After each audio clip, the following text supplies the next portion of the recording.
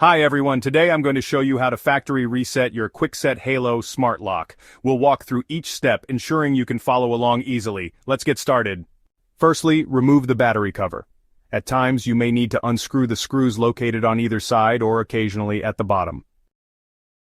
Next, carefully remove the battery from the lock. Next, press and hold this center button. While holding the button, put the battery back in. Keep holding the button for about 30 seconds. During this time, you will notice the lock's LED light starting to flash. This indicates that the lock is processing your command. Continue to hold the button until you hear a beep sound. The beep confirms that the lock has successfully reset. If you release the button too early, the process will not complete, and you will need to start over. Patience is key here. Once it beeps, release the button and then press it again. You'll see the lock perform its bolt alignment procedure, which helps it understand the installation direction. Notice how it cycles through green and red lights. This is part of the resetting process.